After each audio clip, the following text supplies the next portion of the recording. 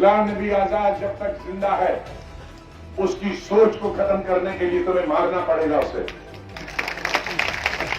लेकिन हिंदुस्तान की मैंने सियासत की। मैं अभी कश्मीरी, किसी कश्मीरी या जम्मू का, हिंदू का या मुसलमान का, सिख का, मजहब की बुनियाद पर, सियासत की बुनियाद पर, इलाकाई परस्ती की बुनियाद पर वोट के लिए लोगों को इस्तेमाल करने की इजाजत नहीं दूंगा। चाहे मैं जीत जाऊं, चाहे मुझे 4 वोट आए या लाखों वोट आए, लेकिन बहुत खून बहा। अब आपका साथ रहेगा और मेरा खून रहेगा। आज यहां बनाया मेडिकल कॉलेज, अनंतनाग बनाया medical college, Kupwara cancer college, Srinagar के कई हॉस्पिटल, एक नहीं एक आधे दर्जन के लिए हॉस्पिटल, सुपर स्पेशलिटी भी और जच्चा बच्चा के लिए। जम्मू कश्मीर का कोई सड़क देखिए उस पे हमारा नाम होगा। जम्मू कश्मीर का कोई हॉस्पिटल होगा, उनसे लेकर मेंढर से लेकर डिग्री कॉलेज, वो टंगडार तक होगा, उसमें मेरा पत्थर होगा। शायद अलग अलग गवर्नमेंटों ने वो पत्थर हटा दिए, लेकिन उनके दिलों में मेरा नाम मिटा नहीं सकते। बहुत कोशिश करें। मेरा हुकूमत का दौर, मेरा नाम आपके दिलों से हटाएं, अनथक कोशिश की जा रही। ये बीजेपी वाला है, ये फलां वाला है। गुलाम नबी आजाद आजाद था, गुलाम नबी नहीं, गुलाम नबी है।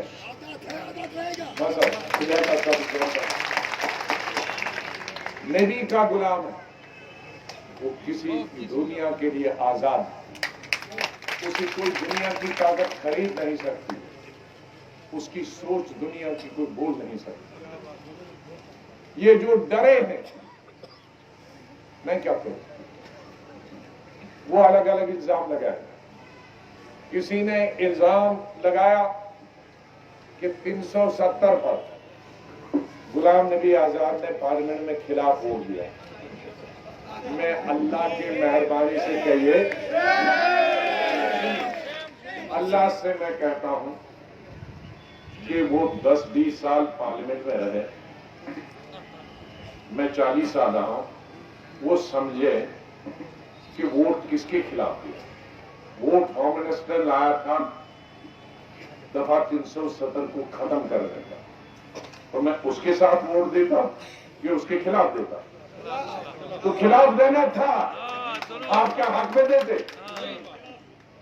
क्या इसको हटाओ? वो बिल थोड़ी था कि इसको जारी रखो। सरकार का बिल था हटाने के लिए, तो मुझे उसके खिलाफ देना था कि नहीं, हम हटाने के फेवर में नहीं।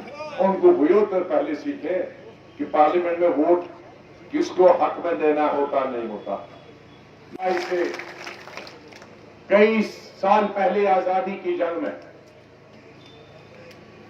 हमारे महात्मा गांधी, पंडित जवाहरलाल नेहरू, मौलाना आजाद, सरदार पटेल लड़ते रहे।